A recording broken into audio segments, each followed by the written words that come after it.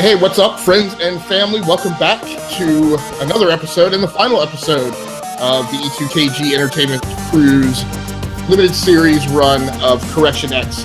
This is episode number 8, and we will be wrapping things up here with the season finale of The Gifted, specifically season 1, episodes 12 and 13, titled eXploited and X Roads. Here with me, as always, I have my friend, colleague, and faithful companion, Mr. Dave Pecci. How you doing, Dave?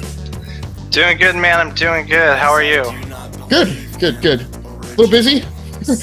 Off the podcast scene, but equally as busy on the podcast scene. So it is what it is. So,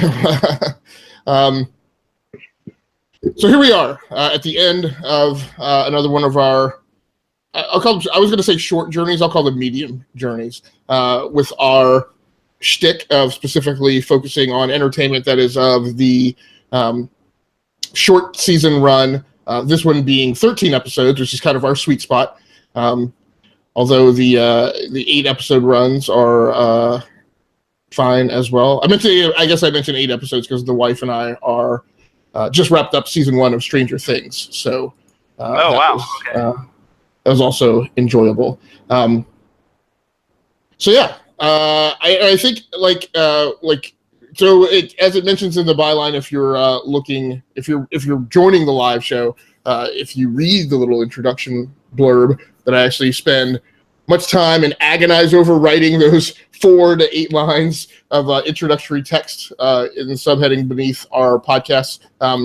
This is a spoiler show. We are targeting fans of the show. I would say maybe even new viewers. Either or, as long as you have watched the episode, that is our expectation. So, as I wrote in the text, you have been duly warned. So, I think, much like we did with The Punisher, Dave, I kind of wanted to start at the end and then work our way backwards. Okay. I'm finding more and more so, rather than doing this whole pent-up build-up to getting to what we really want to talk about, and also risking the show going long because we take so long getting there, and then we have to talk about the ending. I definitely want to talk about the ending. So I was quite happy because I'm with you. I really thought that this finale did it justice. So go on. Yeah, I was going to say I was going to humble brag because I'm very happy because we actually got things that I had predicted.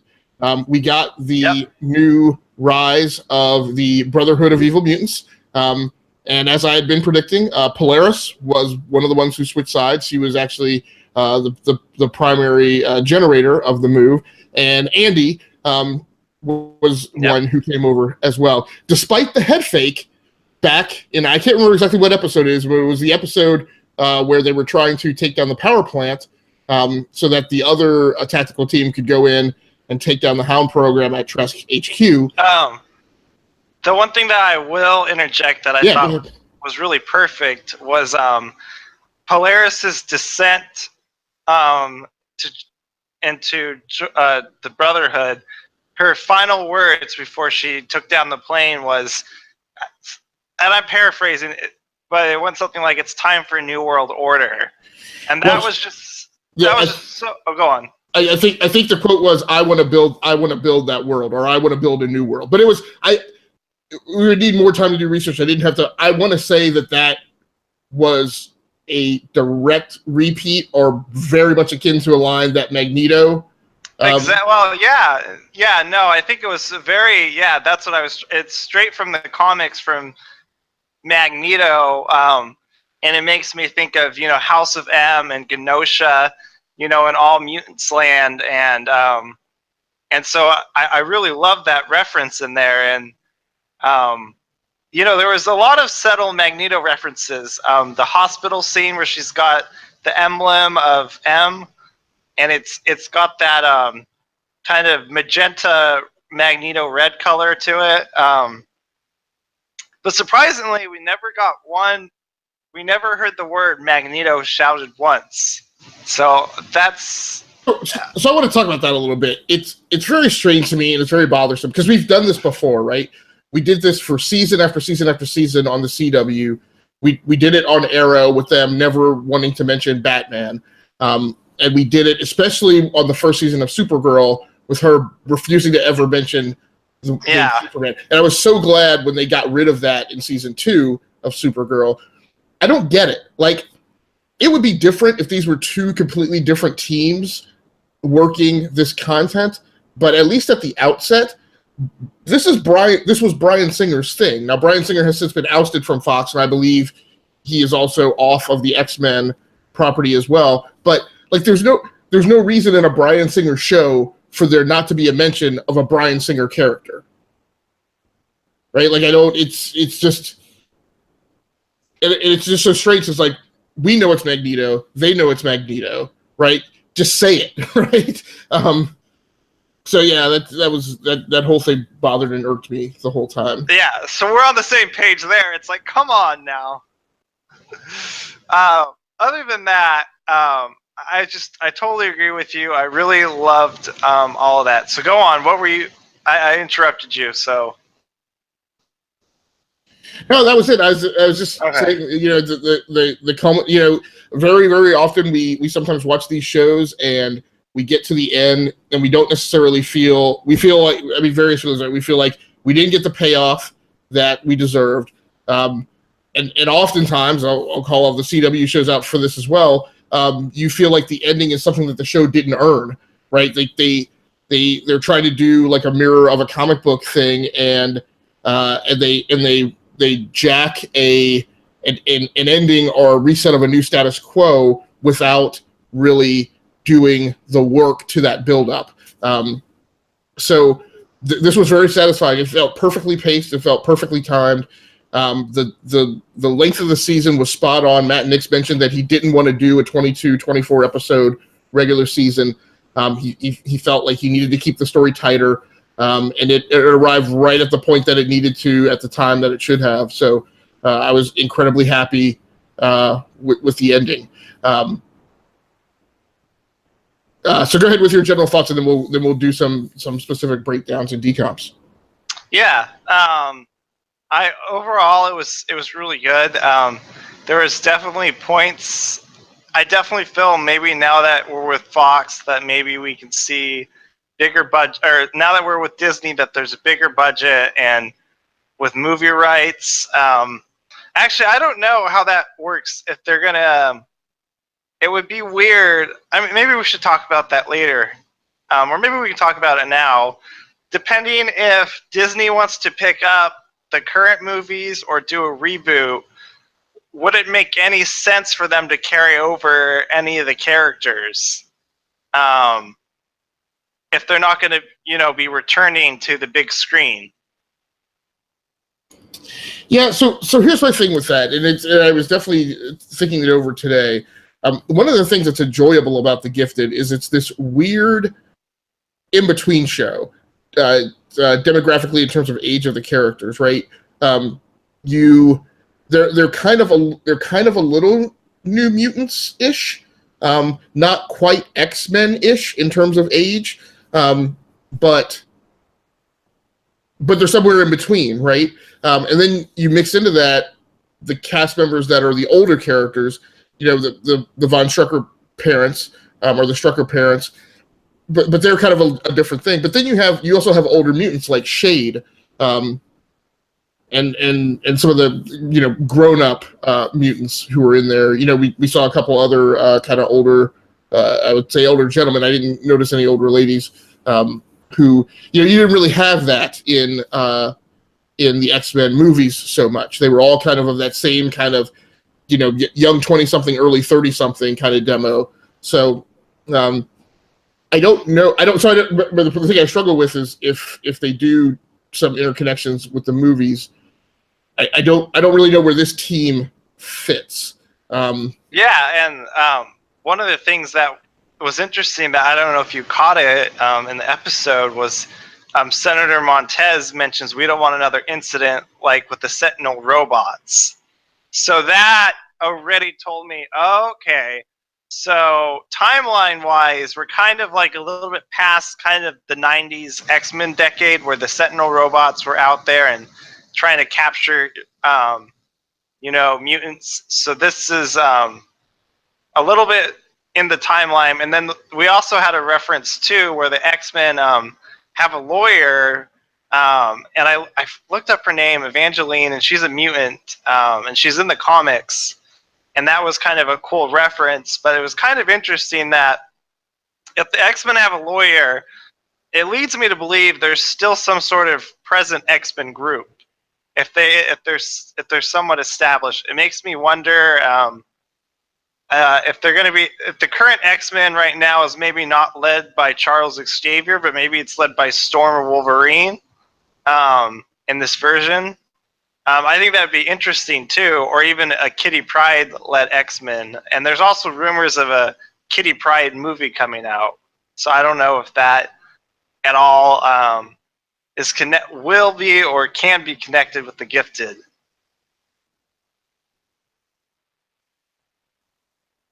Yeah, so I didn't take those particular elements away from some of those parts of the script.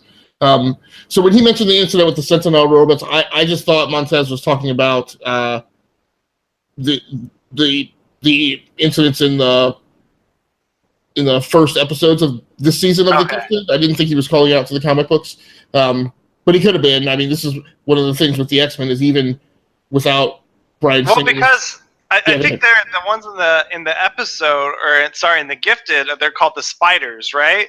Because when I think of robots, I think of the huge giant robots. So you're right; it could be interpreted two ways. Are we talking about the spiders, or are we talking about the giant, huge robots of the past? And I mean, we'd have to like really pull it apart, but it almost seemed like he was talking about something that was far in the past. Yeah, yeah. Go on. Yeah, no, I mean, I would by no means totally dismiss that as a possibility. I thought, again, like you said, we would have to go back and rewatch, but I thought that those spider robots were called Sentinels as well, but I'll admit I could be incorrect. It may not be positive on that. So, but yeah, but at the end of the day, like you said, it's very. And I guess I think what I have done is I've elected to not agonize over worrying about like what is Disney going to do, what is Fox going to do. Quite frankly, I would be just, as I wrote on my blog, I would be just fine if they did nothing. Like, I don't necessarily need super tight integration between the X-Men universe and what the Avengers are doing and bridging. You know, it would be completely fine, and they would be completely justified in leaving these things unrelated. Unlike the CW and the DCU, where there's really not a good in continuity explanation of why those things are separate. They have codified that this is a branched timeline where things are slightly different due to the messing with the timeline that occurred when Wolverine traveled back to the past in Days of Future Past. This is another thread, splinter of a timeline of things that could have happened in some version that is not the happily ever after that we saw at the end of Days of Future Past, which of course then Bryan Singer completely undid with Age of Apocalypse. But that's a topic for another day. So I don't know. No, I'm with you. Like, even if they do or they don't bring in any movie references, I would be totally fine with that because, I mean, at least I would like, a direct mention of, Magneto, or like say that there's an event that goes on in a movie and they just call out to it. Like, that would be enough for me. I don't necessarily need a cameo, but some sort of call out to a movie reference, like, hey guys, do you remember when Apocalypse, almost wiped out the Earth? Like that. I mean, that would be a reference to a bad movie, but there was something like that along the lines. Yeah, absolutely. And I would have no problem with direct call-outs to events from the movies. I just don't necessarily need them tightly coupled together in terms of continuity and where the Gifted goes. One of the things I contemplated today is, do I want to see them make the jump to costumes, right? Or are we going to continue on with this kind of, Urban Outfitter, LL Bean kind of fashion style, which is fine, right? Because that was I never liked the costumes in the Bryan Singer version of the X-Men. Oh, jeez, yeah. So yeah, they don't have to do that. I did find it very interesting that Polaris shows up. It's more Netflix hipster, okay? Right. Which I'm also kind of hoping Netflix steps away from as well at some point. But it's just the whole Netflix thing is really weird to me that like 4 characters on the Defenders and it's only Daredevil who has a costume. And I get that Luke Cage and Jessica Jones don't wear costumes, but not putting Iron Fist in the suit. A friend of the show, colleague, collaborator over at the GWW radio and the Geeks Worldwide website, Everett Harn, mentioned to me today that he feels like what's going on with Iron Fist is that it's a lot of prequel right now, building up to what we're more familiar with in the comics. Yeah. So, and that's fine. So I want to talk a little bit about what other events you and I are both in sync that we both loved the culminating ending. I thought it was very interesting who picked sides. I have fallen in love with the character Sage. I still want to see more of her. Yeah. And now she's going to be a Brotherhood of Evil Mutants. So that's very, very. I thought that was very interesting. The very large gentleman who's got the super strength, who is only credited as Mark, as far as his character's name, crossed the line, the picket line as well. Obviously, to me, he's a Colossus kind of replacement, or maybe kind of like a Juggernaut. Maybe is more apropos. Or Blob. Yeah, could be. But he's not credited with a specific code name. Yeah. I can't remember who else off the top of my head across the picket line, but that one guy that goes invisible. Oh, Shade, that's right. Which is unfortunate because one of the topics I wanted to cover tonight is what other events did we really like that occurred in the hour and a half long season finale. What other character interactions did we like? And one of the things that I really liked was the healing that happened between Amy Ackerman's character Caitlin and Shade. And I love the fact that she has become such a strong character. But I also like, and I'm getting unwieldy here because there's a lot of things that happen that I like to do, but I also like having seen Reed step up in this episode and really kind of become the leader of the Resistance, and kind of, to me, he's kind of becoming the Professor Xavier replacement. Like yes. That father figure who isn't necessarily always on the battlefield, but definitely provides that sense of mentorship.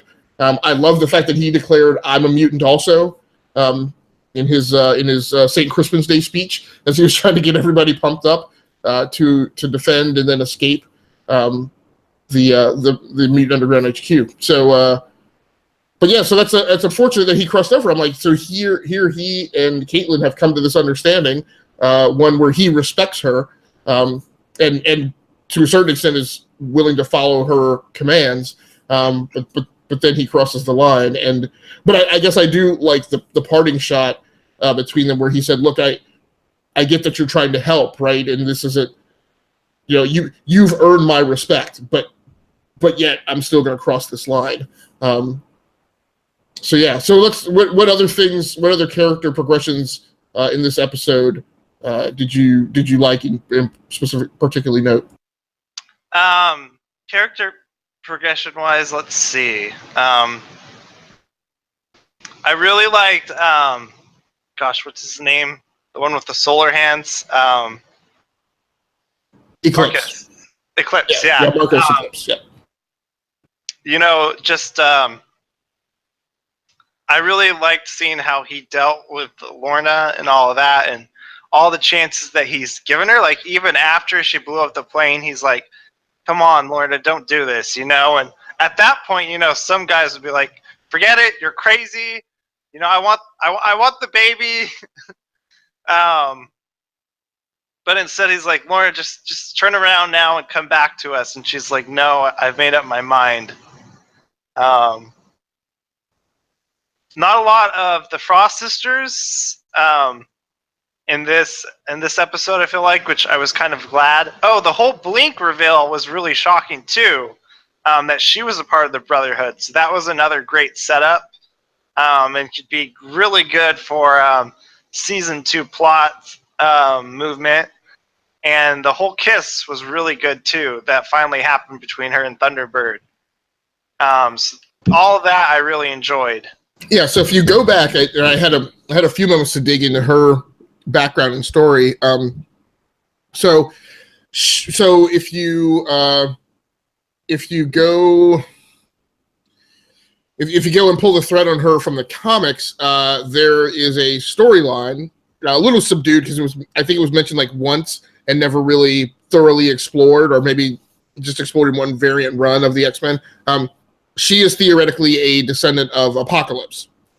So at some point, one of Apocalypse's chief lieutenants also had the capability of teleporting, and then Apocalypse kind of specifically bred him or mated him with another mutant, and somewhere through the ancestry forward, Blink is supposedly related to those two who were progeny of Apocalypse. And she also made like a call out, everybody in my family or something like that.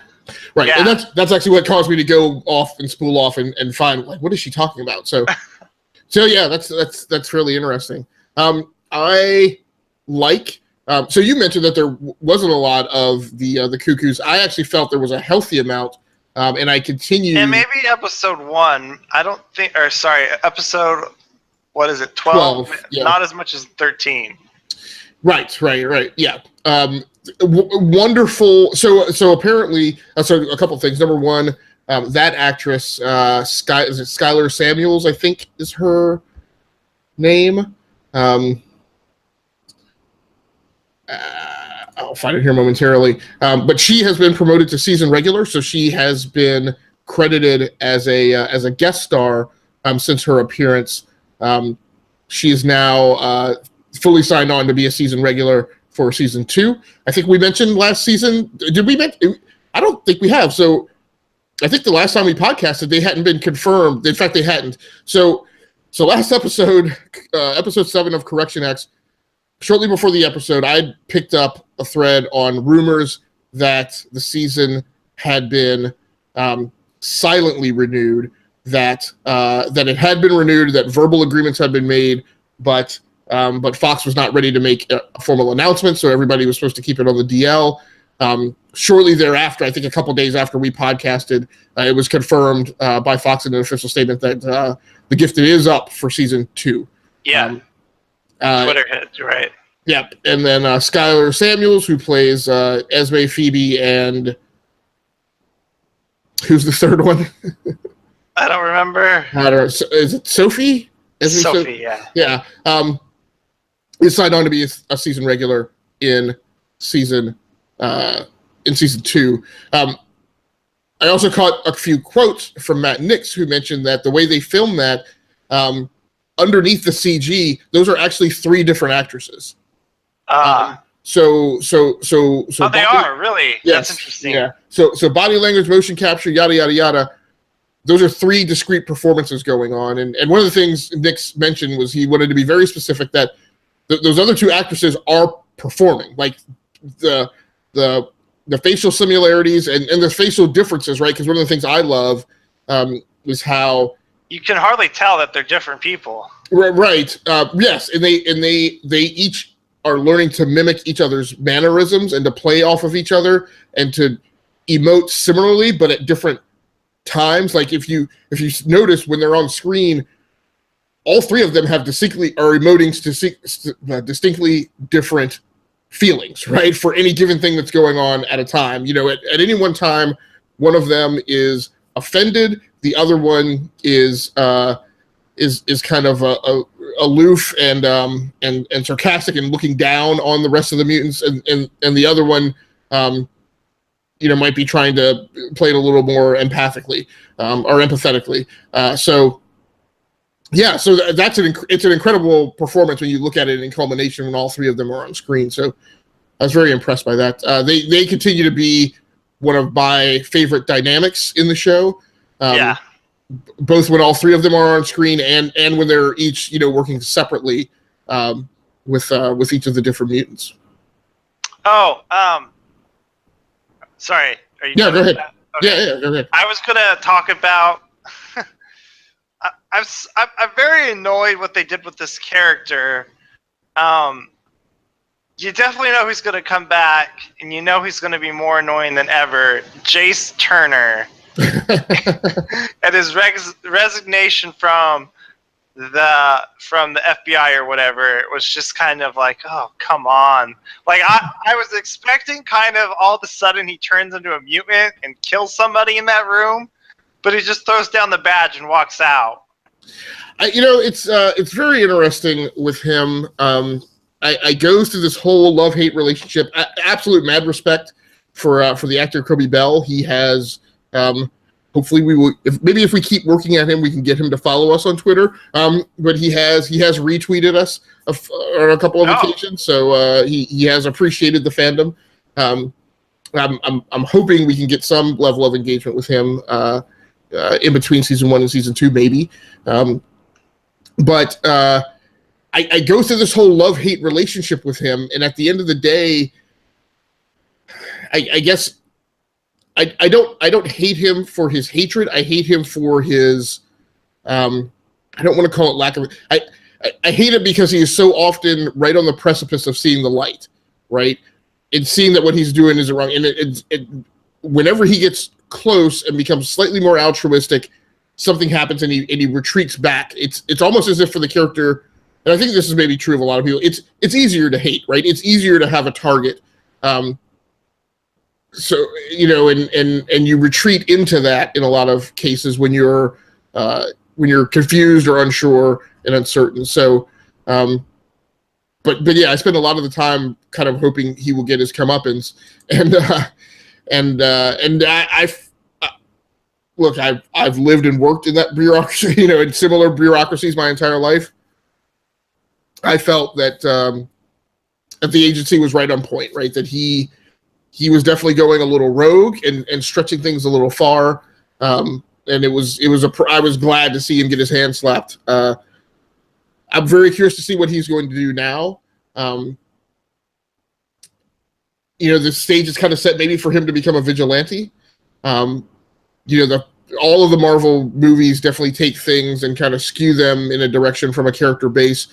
In the Marvel universe, there was a character, or actually, I guess it was technically an army of characters called Scourge, who went around in the late 80s, I want to say it was, with a highly engineered specific weapon. I'm not sure where they gained the technology from, but it was capable of doing things like penetrating the Rhino's armor. And basically, it was kind of a culling in Marvel. They were getting rid of what I would call kind of sad sack villains that had been around too long and weren't very effective. So they used Scourge to get rid of characters like the Vulture, the Beetle, Rhino, and I think the Shocker, a lot of the Spider-Man rogues gallery. So it's kind of interesting to me to see if he becomes kind of a vigilante assassin, and if he takes on that role, or if, even though there was also the storyline in the X-Men where he was actually a mutant, but there was a mutant called Forge who helped a guy named Henry Gyrich, who was like the head of some security agency or something or whatever. And he had long been the government liaison to the Avengers, but he also went a little rogue and had Forge create a weapon that, when it hit a mutant, would remove that mutant's powers. That's what actually happened to Storm in the late 80s, early 90s, when she spent a period of time without her powers.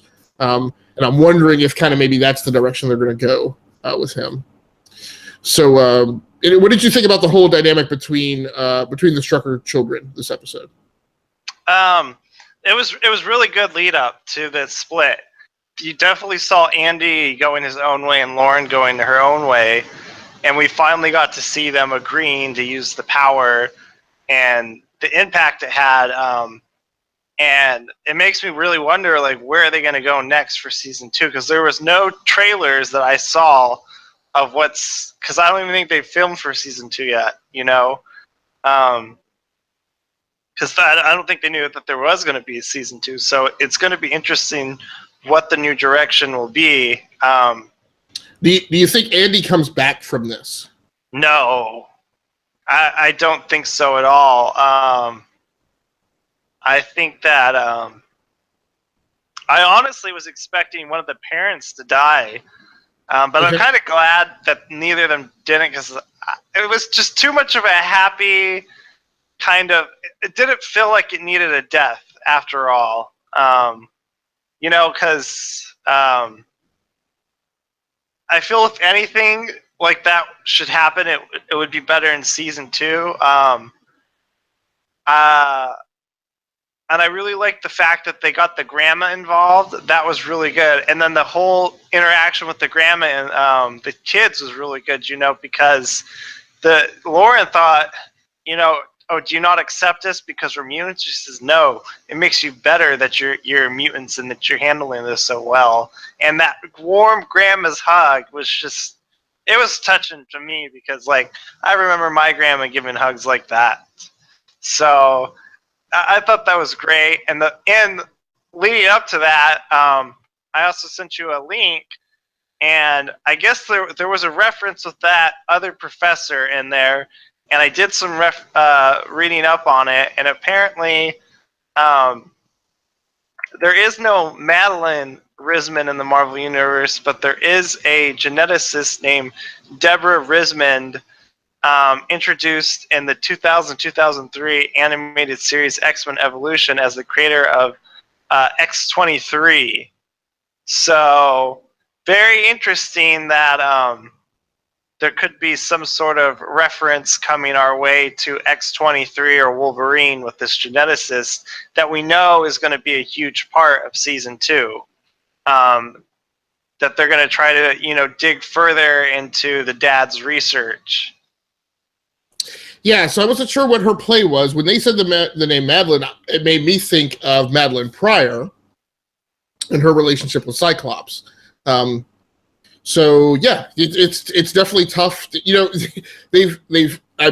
I've used the term seeded about 90 times on our podcasts. You know, both the entertainment and the games podcasts already in 2018, because there's a lot of stage setting going on.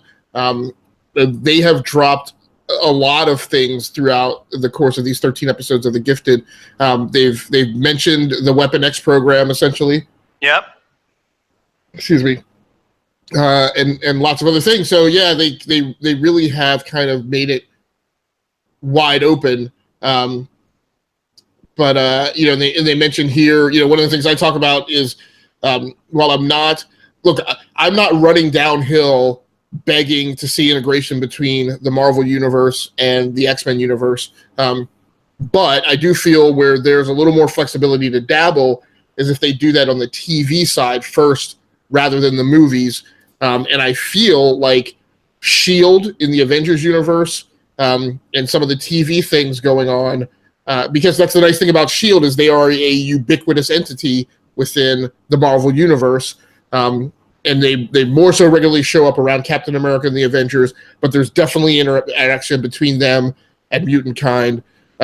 Maria Hill had no love for Scott Summers, but she was also frequently outdone by Scott's strategy. But it would be interesting to see some play maybe between S.H.I.E.L.D.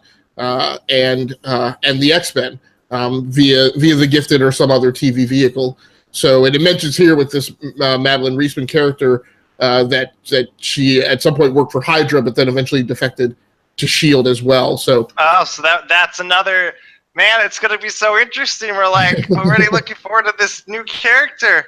Yeah, it'll be interesting to see if we see more of her, right? If they pull that off right away. Do you believe that Dr. Campbell is dead? Oh, heck no. I think he's going to come back as his creepy robot self.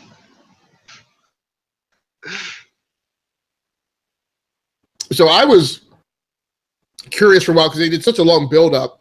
Although that's a gnarly crash, so he's really going to have to be super robotized. Yeah, I'm wondering, so his mutant was on board, right? The one who can apparently heal to a certain extent. His hound, I would say, I guess. But I had half thought as I was watching the plane crash scene unfold that maybe they were going to not have Polaris kill him, that maybe there would be a mutant on board who had infiltrated, and that person would assassinate them on the plane. I thought there was going to be some sort of assassination on that trip. Right. All right. So any other character developments, progressions? I think we covered all the main, developments that we saw. Yeah, I guess one of my predictions is I don't see Polaris having this baby. I don't see how they pull this off with the direction they're heading now, or how they keep Eclipse and her separated through the birth of her child. But like you mentioned with Andy, I don't know necessarily if I'm thoroughly convinced that Andy doesn't come back from this and the Strucker family doesn't find a way to get back together. But where I do believe they're going to go is a recurring theme in the antagonism between the Brotherhood of Evil Mutants and the X-Men, and the switching back and forth that lots of characters have done across those lines.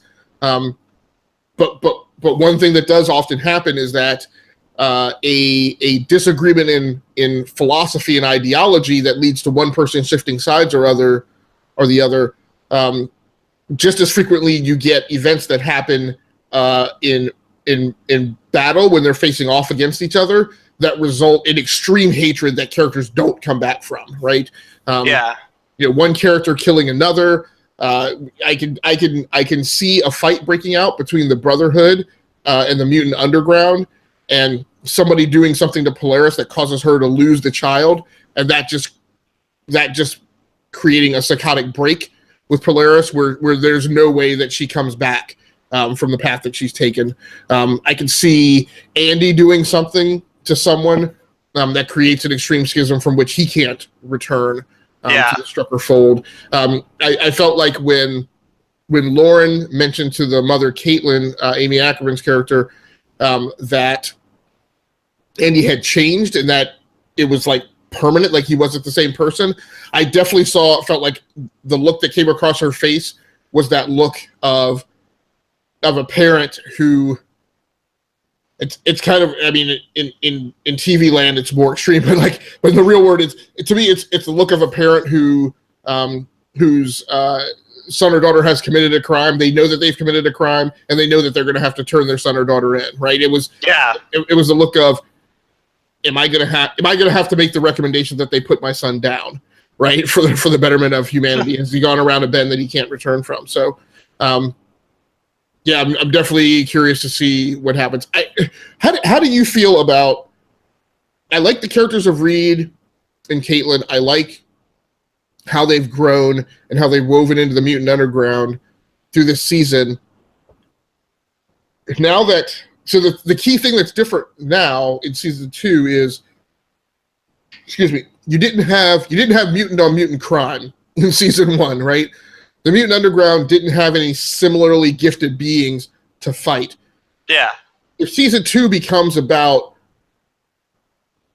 actual mutant power-based combat between the Brotherhood and the Mutant Underground, how much longer is the relevance of 2 human characters in the middle of that who don't have powers? Yep. So yeah, I don't. And I guess one question might be, another path that they could definitely go is they could do something that would make Reed's powers remanifest themselves. Yeah. And I'm just kind of wondering too. They kind of left us in a cliffhanger, like what their plan is for. We know Polaris is rebuilding the Brotherhood. but we don't really know what the Struckers are going to be doing, and the rest of the Mutant Underground. We don't know if they're going to look for the X-Men. We don't know if they're going to try to, find allies or reestablish the base, or if they're going to go explore more of Madeline Risman. It would have been neat if we got to find a little bit of their intentions, what their plans are. But I'm guessing that they ended it the way they did because we don't know if there was going to be a season 2 or not. So that I got the impression that would, if there was no season 2, that would have been a fine ending for the whole show. Yeah, it could be. I would say this series, perhaps more than any other, given that it's short, given that there's going to be such a long layoff, given that it's on a core network, right? So it's different than Dark Matter being on Sci-Fi because we kind of were institutionalized to expect that once a season got put to bed, that we would just not know anything until it showed up the next season. I feel like this show, The Gifted, is really well poised to allow for some web series kind of work. That's interesting. I haven't thought about that. Yeah, very short 3 to 5 minute web spots. Kind of catch us up maybe about what's or just kind of bridging the gap, right? Like you could do a little scene between Emma Dumont and the Cuckoos. That would definitely work fine. You could do a little scene between Blink and Thunderfoot and Eclipse. You could do a couple of those spots in the time in between, just to keep, to kind of not have to do as much. I want to say to do as much exposition when we do start with season 2. Yeah, because otherwise season 1 is going to be season 2 episode 1 is going to be all about this is what's happened since. Right, exactly. And I could definitely see. I don't expect season 2 to pick up with the last scene of season 1. No, right? that would be so irritating. Yeah, I think there's definitely going to be some time passage. I think we're definitely going to have accelerated 2 or 3 months ahead and pick up with whatever the Mutant Underground is doing now. You mentioned we don't know what the Mutant Underground is going to do, but the conversation was definitely around them rebuilding and strengthening the network, not making about what physical building they're in. Yeah. I often say I don't necessarily need or want X-Men content in this, but great Scott, man, these dudes straight up need a Blackbird, right? This business of getting in Suburbans and Chevy Tahoes and they're 6 hours away in another state, right? I'm like, come on, man. I'm sure the X-Men or even if they started heading towards Westchester would be such a great, and the road there, it would be so good. Even if no X-Men show up, just them if they even showed the X-Mansion and it's in shambles, that would be great. That would be so good for season 2. Well, and this is where there's one of these things where I talk about there are these weird contextual similarities between this and The Walking Dead. Part of the thing about The Walking Dead is some number of those seasons kind of bridge the journey, right? They were initially ensconced in Georgia, and that's what it was all about. But at a certain point, they started migrating north, and they wind up in Alexandria. And there's the whole Road to Terminus season, and then the season at Terminus. And then migrating, they could definitely do season 2 could be X-Men on the road, right? You could definitely do how do these guys slowly incrementally migrate, north, and if they are going to migrate, where do you migrate? Because you probably don't migrate north, and have to go through the capital, right? And have to go through DC or around DC, which that would be really good, right? It would make a lot of sense. Because they're kind of screwed if they stay in the same area because they know that they're going to be in that location. If they go to DC, they have a better chance at fighting for mutant rights. Maybe they also have a much better chance of being detected because there are the closer you get to the capital, the level of public surveillance radically increases. So. So yeah, I mean, to me, what would make sense for them to do would be to head west or northwest, and strike out for a place like West Virginia, which north, the mountains of North Carolina, places that are highly mountainous and rugged, and you can there are spaces you can get into that people just don't traipse through there. It's once in a blue moon, but it's going to be interesting to see what they do and where they carry it. So, good discussion on the finale, Dave. I think we've kind of covered everything. We've talked about, predictions for season 2. We've talked about problems that we had that they've left behind in season 1, and we've talked about our evaluation of kind of all the things that happened in the season finale. One thing I'll mention is I did get screwed because I couldn't understand the Hulu episode listing. Hulu actually had an hour and a half combo episode labeled as Extraction / Crossroads, and then they had an episode 13. So that was episode 12, was called Extraction Crossroads.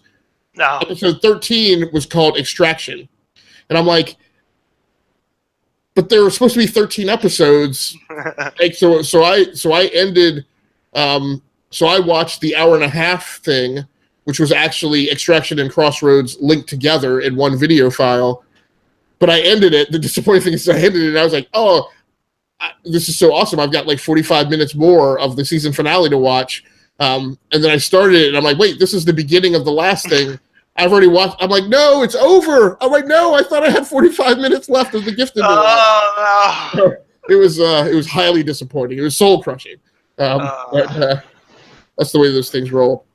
So, Dave, where should people catch up with you and your stuff, your content online, your wherings and goings?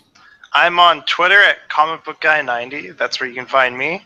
And you guys might see me jumping on a video game podcast at the E2KG network, or maybe I'll show up for our next show. So who knows? Very cool, man. You're always welcome. There's always a seat available. For me, you can catch me right where you see all that stuff listed, or you can catch me on at Agasicles on Facebook. That's going to do it for us. This is a whole season over for us. I think our next thing, Dave, is Jessica Jones season 2. Yeah, or Cloak and Dagger. But boy, I feel like those are all kind of way off in the future because there's no even all it says is 2018. Yeah, so I don't know when Cloak and Dagger jumps. I know Jessica Jones is the 8th of March, so at a minimum, you guys will see us back to cover season 2 of Jessica Jones. Dave and I, in the meantime, will work out format and frequency and how many episodes we cover each one. If you guys have any suggestions, you've seen us do this quite a few different ways during our season 1 of the E2KG network. We are now into season 2, and we are definitely open for feedback. So that, I think, is going to do it for us for this final episode of Correction X, episode 8, recorded on Wednesday, the 17th of January, 2018. Once again, this has been Agasicles Stamas and Dave Pecci. That's going to do it for us. We will see you guys for at least Jessica Jones and maybe something in between. Other than that, we are out of here. Thanks so much. We live for the music. We die for our music. And that's what makes us who we are.